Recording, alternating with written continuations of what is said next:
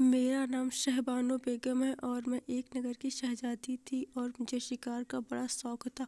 और मैं एक दिन शिकार पर निकलती हूँ और तब मैं हिरन का शिकार कर रही थी और जैसे ही मैंने तीर चलाया हिरन भाग गया। और फिर घूमते घूमते मुझे एक खूबसूरत घोड़ा दिखाई पड़ता है। वह घोड़ा घास खा रहा था। उसके बगल में एक ऋषि तपस्या कर रहे थे, पर मैंने उस ऋषि को नहीं देखा और घोड़े पर जैसे ही तीर चलाया तो घोड़ा चीखने लगा और उस ऋषि की तपस्या भंग हो गई और घोड़ा बहुत ज़्यादा तकलीफ में था।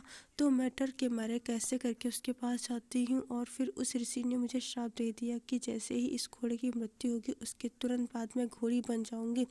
और फिर मैं उस ऋषि से मिन्नतें करती हूँ, विनती करती हूँ, बहुत रोती गिड़गिड़ाती हूँ और फिर उसको मुझ पर दया आ जाती है। वह कहता है कि अब यह श्राप मैंने दे दिया है तो तुम्हारा श्राप कम से कम 1 हफ्ते तक तो ज़रूर रहेगा। और उसके बाद जब पूर्णिमा की रात होगी और चंद्रमा की पहली किरण तुम्हारे ऊपर पड़ेगी तब तुम अपने असली रूप में होगी। और इतना कहते ही वह घोड़ा मर जाता है। उसके तुरंत बाद मैं घोड़ी बन जाती हूँ और फिर वह मुझे अपने अस्तबल में ले आते हैं और वहाँ अपने नौकरों से मेरी देख रेख के लिए कहते हैं। और फिर वहाँ पर वह मुझे पूरी रात भूखे रखते हैं और मैं भूख से चिल्लाती हूँ, पर किसी को दया नहीं आती है। उसके बाद धीरे धीरे 1 हफ्ते हो जाते हैं और फिर पूर्णिमा की रात आती है। उसके बाद जब चांद की किरणें मेरे ऊपर पड़ती हैं फिर मैं अपने उसी रूप में वापस आ जाती हूँ। और फिर मुझे अपनी गलती का एहसास होता है कि मुझे शिकार नहीं करना चाहिए था और उसके बाद मैंने पूरी तरह से शिकार को छोड़ दिया और मैं प्रजा की सेवा में लग जाती हूँ।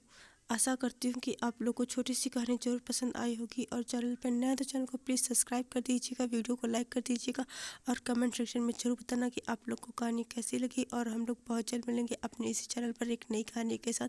तो तब तक के लिए बाय बाय, टेक केयर, धन्यवाद, बहुत बहुत शुक्रिया।